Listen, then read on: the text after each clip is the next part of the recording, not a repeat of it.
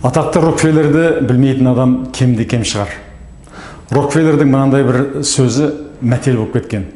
Ақшаңыз аз болса, бизнес бастаңыз. Егер ақшаңыз жоқ болса, онда тіптен бизнес бастаңыз. Дәл қазір, тезірек бастаңыз дейді. Сонда мынандай заңды сұрақ туады. Ақша жоқ болса, бизнесті қалай бастайсың? Шындығында маңайыңыздағы өмірдегі жетістікке қол жеткен көптеген кәсіпкерлердің өмірін зерттеп сұрайтын болсаңыз, соның көбі ақшасыз бастаған. Әсіресе қазіргі заманда мына заманауи ғылымның, білімнің игерген адамдарға әлде қайда жеңіл. Мен өзім осы кейінгі жарты жылдың ішінде Рысдәулет, Әсет, Құмар, Қуандық Миятбек, Ерлан сияқты 20-30 жастардың аты жөндерін айтып, соны дәлелдеп бере аламын. Олар кәсіпті қалай бастап кетті? Мысал айтайық, Рысдәулеттер интернет-маркетингті әбден меңгерді. Бүкіл Қазақстанға бір жақсы сұранысқа ие товарды қалай тез арада жарнамалап, тәсілін игергеннен кейін динозаврлар тауып алды. Динозавр деп кімді айтамыз?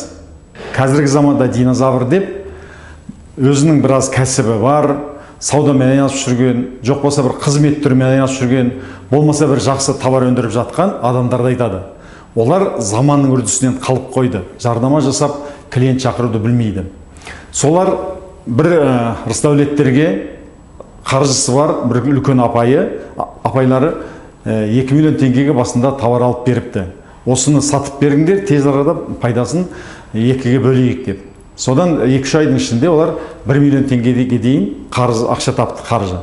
Және де мына Алматыдағы Ялян базарына басқасына барып, Сегвей деген товарларын алып, соны бүкіл Қазақстанға жарнама жасап сатып жүрді. Сондықтан қазіргі кезде ақшаңыз аз болса, мүлде жоқ болатын болса, ең алдымен сіз интернет-маркетингте, бизнесте әсіресе керемет жақсы маман болу керексіз. Сіз керемет жақсы әдемі текст жаза алатын болу керексіз. Сіз таргетингалық реклама жасай алатын болу керексіз.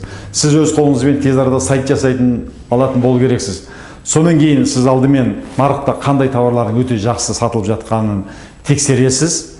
Сонан кейін барып қоймаларды аралап жүріп, өндірістерді аралап жүріп, болмаса қызмет көрсететін бір саланы аралап жүріп, соларға өз ұсынысыңызды айтасыз. Сіздің товарыңызды мен тез арада жарнамалап сатып берейін. Жарнама тапсырдыңыз, келіскеннен кейін бағасын келісіп алғаннан кейін жарнаманы орнаттыңыз. Сізге тапсырыс келді, әгістен товарды алып кеп бересіз де, ортасындағы пайданы өзіңіз алып қаласыз. Сондықтан ақшасы жоқ және ақшасы аз адамдарға, әсіресе жастарға интернет заманының, интернет-маркетингті, осы заманауи технологияны неғұрлым тезірек игерсеңіз, соғұрлым табысқа тез қол жеткізетін боласыз. Қазақстанда кедей қазақ болмау керек. Тезірек бизнес бастаңыздар.